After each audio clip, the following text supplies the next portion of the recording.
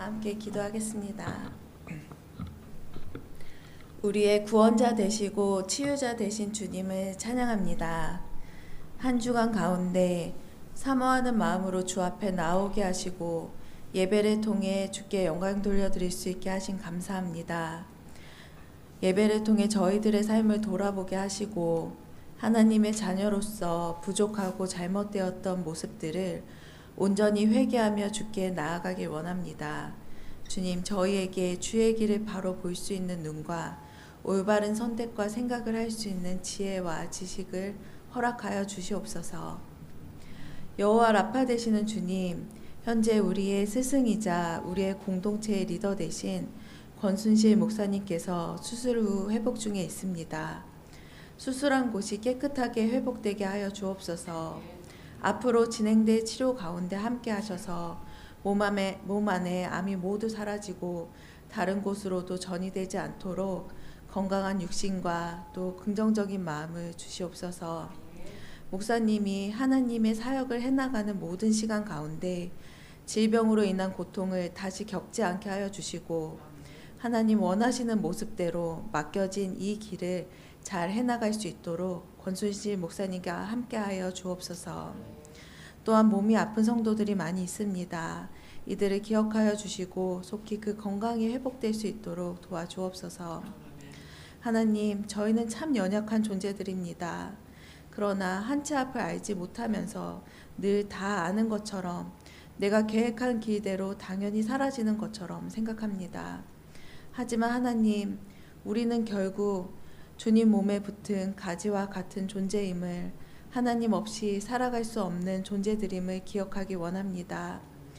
우리의 생각과 마음이 늘 주님에게 닿아 있기를, 주로부터 힘을 얻어 살아갈 수 있기를 기도합니다.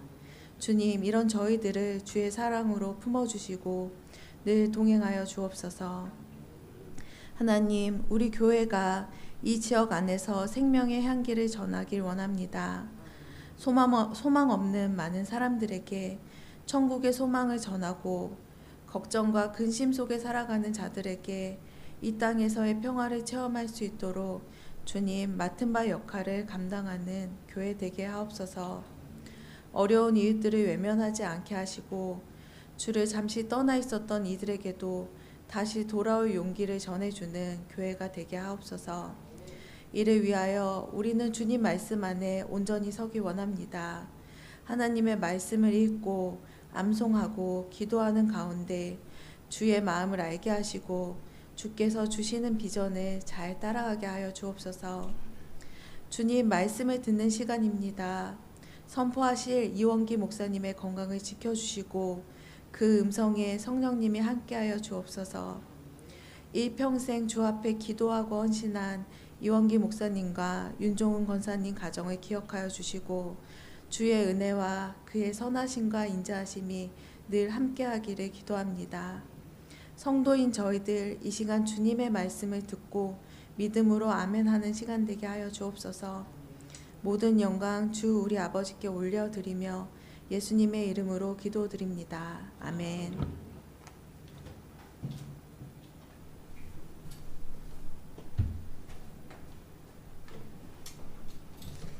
오늘 말씀은 로마서 5장 12절에서 19절 말씀입니다.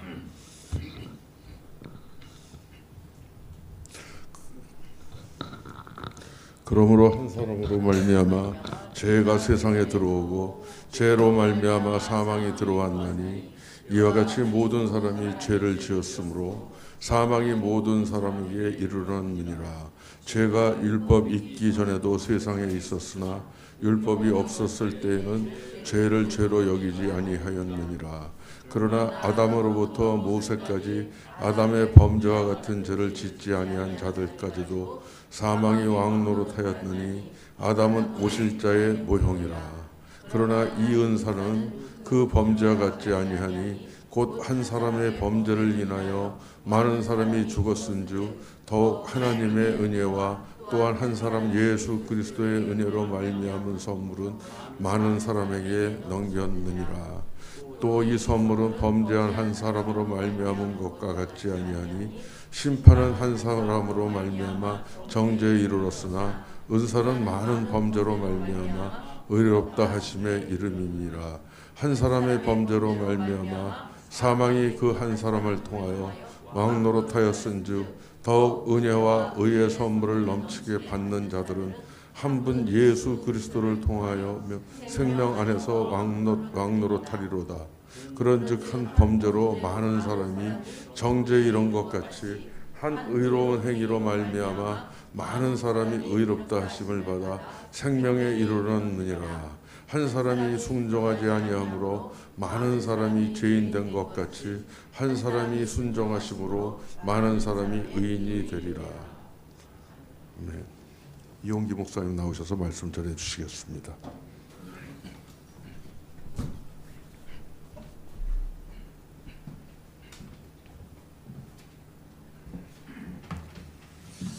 잠깐 기도하겠습니다. 사랑의 아버지 하나님, 항상 저희들을 지켜주시고 인도하심을 감사합니다. 오늘도 귀한 시간 저희들에게 허락하여 주셨사오니 주님 주신 말씀을 통해서 은혜 받을 수 있는 시간 되게 주님이 인도하여 주시옵소서. 감사하며 예수님 이름 받들어서 기도했습니다. 아멘.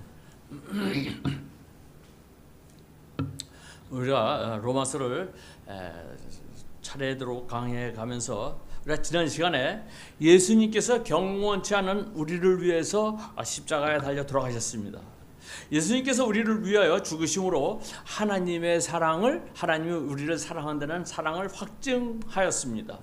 예수님의 피로 말미암아 우리가 의롭다 하심을 받았고, 우리가 원수 되었을 때, 즉 하나님과의 관계가 단절되었을 때 하나님의 아들 예수 그리스도의 죽으심으로 하나님과 화목하게 되었던 것을 우리가 지난 시간에 배웠습니다. 예수님의 죽으심이 우리에게 이와 같이 엄청난 결과를 주었습니다. 이러한 하나님의 사랑은 우리 믿는 사람, 특히 성경을 통해서 알게 된 주님의 보혈을, 공로를 인정하고 이해할 수가 있지만, 그러나 많은 믿지 않는 사람들, 또 이 성경에 대해서, 예수의 보혈에 대해서 잘 알지 못하는 사람들은 어떻게 한 사람의 죽음으로 많은 사람에게 영향을 줄 수 있느냐. 같은 나라에 사는 사람도 아니고 같은 시대에 사는 사람도 아닌데 어떻게 그 수많은 사람들에게 시간과 장소를 초월해서 계속해서 영향을 줄 수 있는가라는 생각을 갖고 있는 것입니다. 그것도 단순히 좋은 영향을 주는 것이 아니라 감동이나 삶의 도전이 주는 것이 아니라 어떻게 예수님의 죽으심이 많은 사람들의 영원한 운명을 바꿀 수 있을까?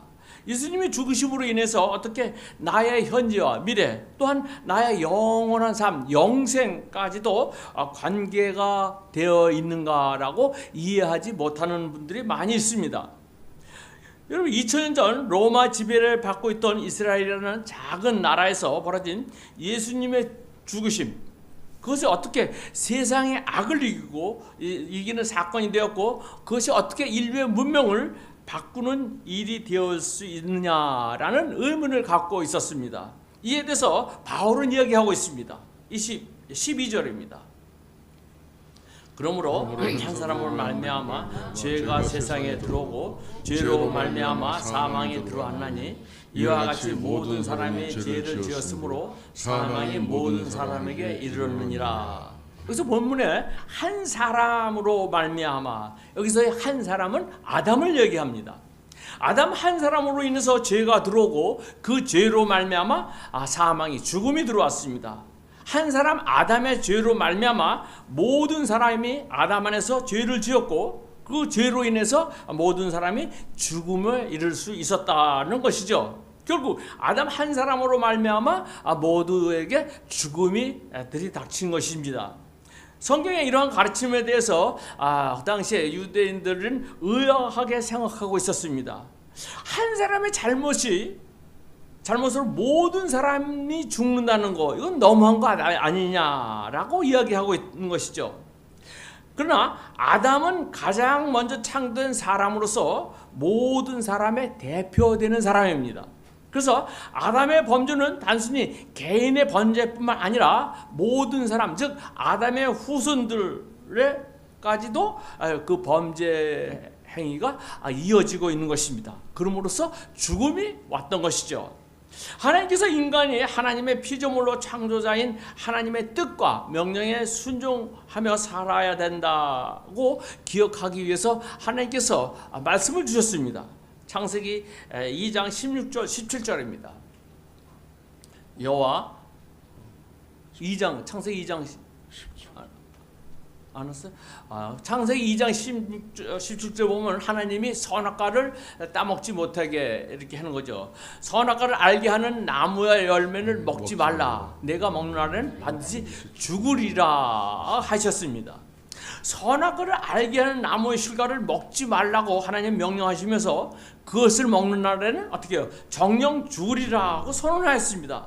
이는 아담 한 사람만에 위한 언약이 아니라 그 후손들에까지도 미치는 언약이었습니다. 하지만 첫사람 아담이 하나님 앞에서 범죄함으로 이 언약을 깨뜨렸을 때에 우리는 아담과의 언약적인 관계로 인해서 함께 죄인이 됐고 죄인으로서 또 사망이 우리에게 들어왔던 것입니다. 첫 번째 아담이 죄를 지어서 그 피가 죄로 오염이 되었기 때문에 남녀 관계 속에서 태어난 모든 이의 피는 오염된 피를 이어받을 수 있고 태어난 것입니다. 그래서 이것을 신앙용어로 원죄라고 얘기하는 것이죠. 그러나 예수님은 남녀의 관계 속에서 태어난 것이 아니라 성령의 잉태함으로 태어났기 때문에 이 원죄가 예수님에게는 없는 것입니다. 그러나 인류의 대표자인 아담이 범죄했기 때문에 모든 죄가 사람에게 들어왔고 그 결과 사람의 그 죄로 인해서 죽음이 또한 들어오게 된 것이죠. 이에 대해서 유대인들이 말하기를요, 아담은 하나님이 말씀하신 분명한 명령에 불순종하였기 때문에 범죄하였지만, 그렇지만 아담으로부터 모세까지, 다시 말해서 율법이 있기 전에 살았던 사람들은 다르지 않겠느냐? 법이 없는데 어떻게 법을 어기는 죄가 있을 수 있겠습니까? 라고 물은 것이죠. 이에 대해서 바울은 대답합니다. 13절입니다. 죄가 율법이 있기 전에도 세상에 있었으나 율법이 없을 때는 죄를 죄로 여기지 아니하였느니라. 하나님께서 우리에게 하나님의 법을 주시기 전에는 우리가 죄를 죄로 인식하지 못했습니다. 그러나 죄로 인식하지 못했다고 하여서 죄인이 아닌 것은 아닙니다. 우리 안에는 아담으로부터 내려오는 원죄의 피가 흐르고 있기 때문이죠. 아담부터 모세까지 비록 아담과 똑같은 에덴 동산에서 살아보지도 못했고 똑같은 선악과를 먹지 않았지만 그들이 죽음을 경험해야 했던 것은 그들에게 원죄의 피가 흐르고 있기 때문이었던 것이죠. 14절입니다. 그러나 아담부터 모세까지 아담의 범죄와 같은 죄를 짓지 아니한 자들까지도 사망의 왕노릇하였느니 아담은 오실자의 모형이라. 아담으로부터 모세까지라고 했는데 아담은 하나님의 법이 주어지기 전의 사람이었죠. 그리고 모세는 하나님의 법, 율법이 주어진 이후의 사람입니다. 즉 하나님의 법이 주어지기 전이나 율법이 주어진 이후나 모든 사람은 죄인이라는 것이죠. 그래서 죄인은 반드시 죽을 수밖에 없으므로 사망의 왕노릇하고 있는 것입니다. 본문에서 아담은 오실 자의 모형이라고 그랬죠. 여기서 오실 자는 누구를 얘기합니까? 즉 예수 그리스도를 얘기합니다. 그래서 아담은 예수 그리스도의 모형이라는 것이죠. 아담과 예수님이 무엇이 비슷해서 아담이 예수님의 모형이라고 하고 있는 것입니까? 즉 이것은 대표자라는 사실입니다. 즉 아담은 죄의 대표자이고 예수님은 생명의 대표자인 것이죠. 가령 노동조합 대표자와 회사 대표자가 모여서 모임의 격렬에 대해서 파업을 했습니다. 그런데 나는 노동조합에서 파업한다고 결정을 했는데 나는 파업하고 같이 동참하고 싶지 않지만 같은 노조원이기 때문에 할 수 없이 파업에 같이 참여하게 되는 것과 같습니다. 또 회사 대표는 파업에 맞서서 회사를 폐쇄시킬 수 있는 그 고난이 있는 것입니다. 이와 같이 대표자의 자리는 중요한 것이죠. 사도 바울은 아담과 예수 그리스도라는 이 두 대표를 놓고 죄를 대표하는 대표자는 아담이라고 칭하고 생명을 대표하는 대표자는 예수 그리스도라고 칭하고 있습니다. 우리가 태어나기 전에 죄인의 가문인 아담의 가문에서 태어났습니다. 그러나 예수님께서는 자신의 생명의 대가로 지불하고 우리를 죄인의 가문인 아담의 가문에서 구원의 가문으로 옮겨주셨습니다. 15절입니다. 그러나 은사는 그 범죄와 같지 아니하니 곧 한 사람의 범죄로 인하여 많은 사람이 죽었은즉 더욱 하나님의 은혜와 또한 한 사람 예수 그리스도의 은혜로 말미암은 선물은 많은 사람에게 넘쳤느니라. 죄 중에 속해 있는 아담의 후손들이 즉 예수 그리스도로 말미암아 새 생명을 얻고 거듭났다고 얘기하는 것이죠. 즉 예수 그리스도 안에서 아담의 혈통이 예수 그리스도의 혈통으로 바뀌게 된 것을 이야기합니다. 요한복음 1장 12절 13절입니다. 영접하는 자 곧 그 이름을 믿는 자들에게 하나님의 자녀가 되는 권세를 주셨으니 이는 혈통으로나 육종으로나 사람의 뜻으로 나지 아니하고 오직 하나님께로부터 난 자들이니라. 하나님의 자녀가 된 권세를 주셨다는 것이죠. 그래서 하나님의 자녀가 된 권세를 주었기 때문에 우리의 신분이 완전히 바뀌었다는 것을 말하고 있습니다. 예수님을 영접하기 전에 우리는 분명히 죄인이었습니다. 어둠 속에서 방황하던 존재였죠. 그러나 예수님을 믿는 순간, 영접하는 순간 하나님은 우리를 하나님의 자녀로 삼아 주셨던 것이죠. 여기가 권세라는 단어가 나옵니다. 이 권세라는 단어는 단순히 신분 변화만을 이야기하는 것이 아니라 새로운 권리와 책임을 부여받은 것을 말하고 있는 것입니다. 우리는 하나님의 사랑과 보호를 받을 자녀뿐만 아니라 그 나라를 위해서 살아가는 사명을 가진 존재이기도 한 것이죠. 그래서 이 자녀됨이 혈통이나 육종, 사람의 뜻으로 이루어지지 않았다는 것을 얘기합니다. 이는 인간적인 유산이나 노력으로 결코 얻을 수 없는 하나님이 우리에게 베푸신 하나님의 크나큰 은혜를 이야기하고 있는 것입니다. 우리가 하나님의 자녀된 것은 오직 하나님의 주권적인 선택과 사랑 때문이었습니다. 하나님께로부터 난 자라는 것은 단순히 육체적인 출생이 아닌 성령으로 인한 새로운 탄생을 의미하고 있죠. 그래서 새로운 탄생을 통해서 우리는 하나님과의 친밀한 관계 속으로 들어갈 수 있다는 것을 말하고 있는 것입니다. 로마서 5장 16절입니다. 또 이 선물은 범죄한 한 사람으로 말미암은 것 같지 아니하니 심판은 한 사람으로 말미암아 정죄에 이르렀으나 은사는 많은 범죄로 말미암아 의롭다 하심에 이르니라. 한 사람 아담의 불순종은 심판, 정죄를 갖고 왔지만 예수 그리스도의 순종은 많은 사람에게 의롭다 하심, 즉 칭이라는 은혜의 선물을 갖다 주었습니다. 결국에는 아담의 범죄는 정죄를 초래했지만 예수님의 선물은 죄의 결과인 정죄를 뒤집고 의롭다 하심, 즉 칭의를 받게 되는 그러한 결과를 갖게 된 것입니다. 예수 그리스도를 통해서 우리는 정죄함에 벗어나서 하나님 앞에서 의로운 존재가 된 것이죠. 17절입니다. 한 사람 범죄로 말미암아 사망이 그 한 사람을 통하여 왕노릇 하였은즉 더욱 은혜와 의의 선물이 넘치게 받는 자들은 한 분 예수 그리스도를 통하여 생명 안에서 왕노를 하리로다. 한 분 예수 그리스도를 통해서 즉 생명이 왕노릇하는 삶이 우리로 하여금 열어지게 된 것이죠. 아담 이후에 죽음이라는 문제, 즉 사망 권세는 누구도 피해갈 수 없는 죽음이 최고의 지배자인 것이죠.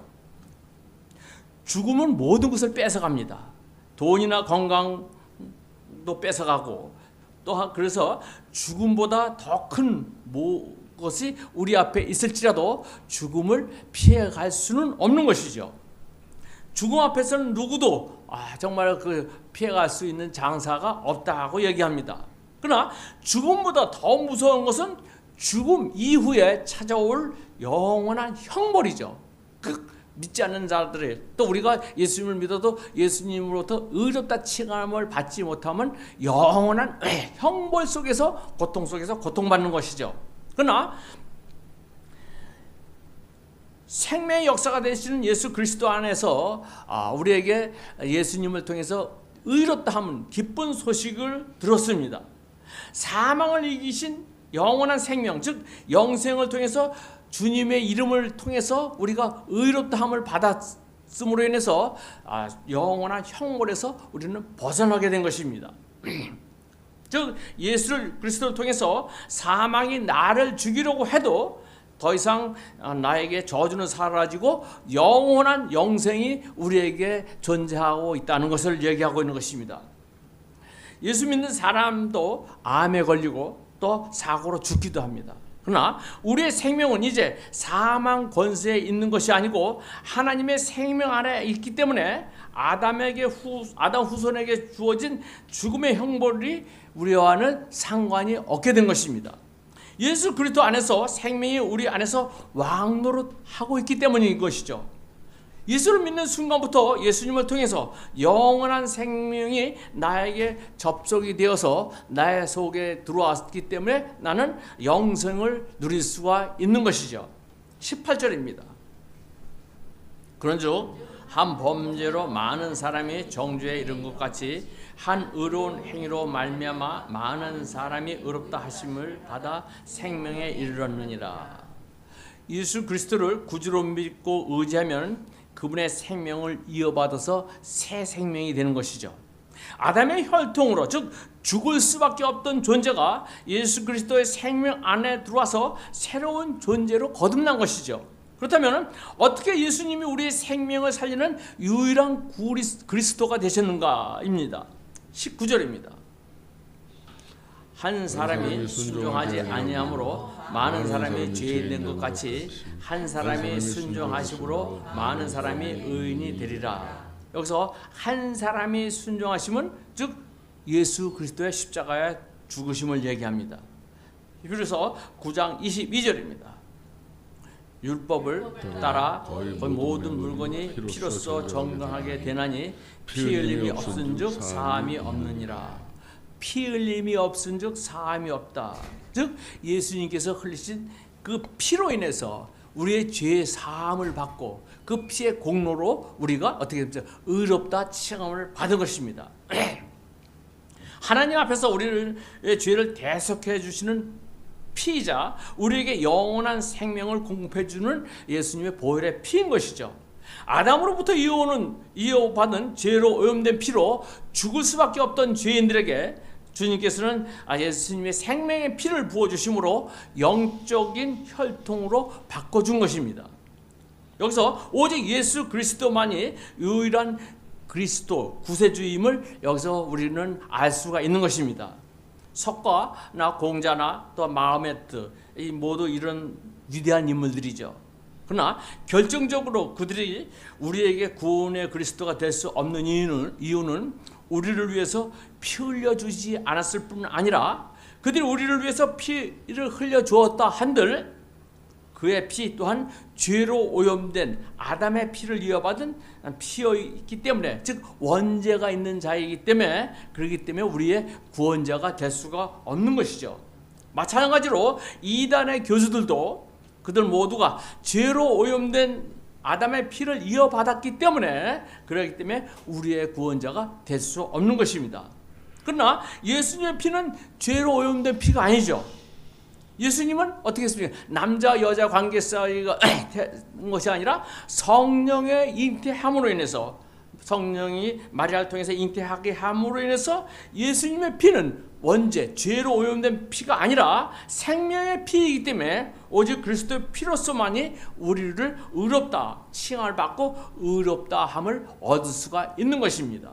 20절입니다. 율법이 들어온 것은 범죄를 더하게 하려 함이라. 그러나 제가 더한 곳에 더욱 넘쳐나니라. 은혜가 더욱 넘쳐나니. 이 말씀을 이렇게 읽으면서 이상하다 생각을 하지는 않았습니까? 저는 이 말씀을 읽었을 때 처음에는 이상하다 생각했습니다. 율법이 들어와 범죄가 증거하였다. 그리고 죄가 많은 곳에 은혜가 많다. 그렇다면 큰 은혜를 받기 위해서 죄를 많이 져야 된다라는 뜻 아닌가 이렇게 생각합니다. 그러나 원어를 보면요, 죄가 더한 곳에, 즉 더한의 헬라어는 넘치다라는 뜻이고, 또 은혜가 넘쳤나는 건 최상급으로 넘침보다 더욱 넘쳤다는 의미를 갖고 있습니다. 즉 죄가 더한 곳에 은혜가 넘쳤다니, 이 말은 율법이 주어짐으로 범죄 사실이 더욱더 드러나서 인간이 깊은 정죄의 구렁텅이에 빠지게 되면 될수록 인간을 향한 하나님의 사랑과 은혜가 더 풍성하게 드러난다는 의미를 갖고 있는 것입니다. 바꿔 말하면요, 죄로 여기지 않는 곳에는 제사함도 없지만, 용서에 대한 은혜도 깨달음도 없지만, 죄가 정죄되는 곳에는 그 죄를 용서하시는 하나님의 사랑과 은혜가 더 풍성하게 드러난다는 이야기인 것이죠. 은혜의 세력은 죄의 세력을 훨씬 능가할 뿐만 아니라 완전히 말살할 수 있는 능력이 있어서 상처 입고 병 들어가는 자를 완전히 소생시킨다는 이야기인 것이죠. 그러면 본문의 뜻은요, 죄를 많이 짓는 만큼 은혜가 커진다는 의미가 아니고, 아무리 강력한 죄를 지었다 할지라도 그 강력한 죄를 덮을 만큼의 큰 은혜가 우리 가운데 믿음의 백성들에게 주어졌다는 것을 이야기하는 것입니다. 여러분, 305장 나 같은 죄인 살리신의 작사자가 존 뉴턴입니다. 즉 원곡은 어메이징 그레이스죠. 이 존 뉴턴은 젊은 시절에 선원생활을 하면서 노예 무역에 종사했습니다. 그러다가 1748년 아일랜드 해안에서 심한 폭풍 속에서 배가 침몰할 위기에 처했을 때 하나님께 살려달라고 기도했습니다. 그리고 거기서 배로부터 이렇게 침몰되지 않고 살아날 수 있었습니다. 그때부터 신앙을 갖게 되었습니다. 그리고 선장직을 그만둔 후 신학을 공부해서 신부가 된 그는 과거 노예들을 짐승처럼 다뤘던 자신의 죄를 깊이 뉘우쳤습니다. 그는 노예 선장에서 내려온 뒤에 지난날을 깊이 뉘우치면서 성공의 목회자가 되었습니다. 그리고 자신의 과거를 회상하면서 나 같은 죄인 살리신 주 은혜 놀라워라는 가사를 쓰게 된 것이죠. 그가 예수님을 만나고 하나님의 법 앞에 섰을 때 자신은 정말로 자신 커나큰 죄인이라는 사실을 깨닫게 되었습니다. 그럼에도 예수님께서는 자기를 위해서 죽으심으로 새 생명을 주었고, 또 자기와 같은 죄인을 살려주신 은혜가 정말로 크고 놀라웠기 때문에 이와 같은 가사를 쓰게 된 것이죠. 이와 같이 존 뉴턴은 자신의 죄된 모습을 뼈저리게 깨달았습니다. 그러면서 자신의 죄가 더한 곳에 하나님의 은혜가 더욱 넘친 것을 다시 한번 경험하고, 어메이징 그레이스, 즉 나 같은 죄인 살리신 그 은혜를 감동하면서 작사하였던 것입니다. 이러한 고백, 여러분 저의 고백이고 또 여러분의 고백이 되기를 축원을 드립니다. 21절입니다. 이는 죄가 사망에서 왕노릇한 것 같이 은혜도 또한 의로 말미암아 왕노릇하여 우리 주 예수 그리스도로 말미암아 영생에 이르게 함이라. 아담으로 인한 죄와 사망의 통치를 넘어서 즉 예수 그리스도의 은혜와 의가 왕노릇하여서 영원한 생명을 주신다는 것이죠. 즉 영생에 이르게 하신다는 것을 이야기하고 있는 것입니다. 즉 복음의 핵심이죠. 이것이 우리를 사랑하시는 하나님 예수님을 통해서 구원케 하시는 하나님의 능력이자 하나님의 사랑인 것이죠. 아담은 하나님께 순종하면서 복을 받게 될 것을 알면서도 불순종했습니다. 반대로 예수님은 순종하면 죽게 되는 것을 알면서도 순종했습니다. 예수님의 순종하셨기 때문에 그의 의로운 행위가 모든 것을 바꿔놓게 된 것이죠. 아담으로부터 시작되어 전가되어 온 죄, 그 죄로 말미암아 우리는 영원한 죽음이 우리 앞에 있었습니다만 예수님의 의로운 십자가에 달려 돌아가심으로 인해서 그 모든 것이 바뀌게 된 것이죠. 시작과 끝, 그 모든 것이 바뀌었습니다. 우리에게 새로운 시작과 끝없는 생명, 즉 영생을 주신 것이죠. 그러하기에 우리들에게 영생의 기쁨을 주신 그 하나님을 끝까지 의지하며 살아가야지 될 것입니다. 필요한 모든 걱정을 우리 주님께 맡기고 그분의 선하신 뜻을 우리는 끝까지 신뢰하며 믿음을 갖고 나가야 될 것입니다. 여러분, 우리가 신앙의 길을 가다가 낙심하고 좌절할 때가 있습니다. 또한 영적인 침체가 찾아올 때도 있습니다. 신앙생활의 회의를 찾아왔을 때, 또 나 자신이 실망하였을 때, 그러나 하나님께서 그 아들 예수 그리스도를 우리를 사랑하셔서 우리에게 위해서 십자가에 달려 돌아가신 그 하나님의 사랑을 끝까지 생각하면서 어떤 어려움과 난관을 이길 수 있는 여러분이 되시길 바라겠습니다. 한 사람 때문에 우리가 영원히 죽었지만 한 사람 덕분에 우리가 영원히 살게 되었습니다. 은혜인 것이죠. 우리는 아무것도 할 일이 없습니다. 그저 이 은혜를 누리고 있습니다. 그래서 우리가 이 은혜 안에 만족하면서 감사하면서 살아가고 있습니다. 이 하나님의 사랑과 주님의 은혜를 항상 감사하면서 은혜를 누릴 수 있는 여러분과 저가 되기를 주님의 이름으로 축원을 드립니다. 기도하겠습니다. 은혜가 풍성하신 아버지 하나님, 주님의 은혜를 누리기에는 우리의 믿음이 연약할 때가 있습니다. 여전히 사망의 종노릇하면서 아담 안에 있는 그런 때가 있을 때가 있습니다. 그러나 아버지 하나님, 우리를 끝까지 붙잡아 주셔서 예수 그리스도의 보혈의 피로써 우리가 거룩함을 받고 의롭다함을 받았으니 그 의롭다함을 받는 그 의로움을 끝까지 유지하고 하늘나라 가는 그날까지 우리를 주님 뜻 가운데서 인도하여 주시옵소서. 감사하며 예수님 이름 받들어서 기도했습니다. 아멘.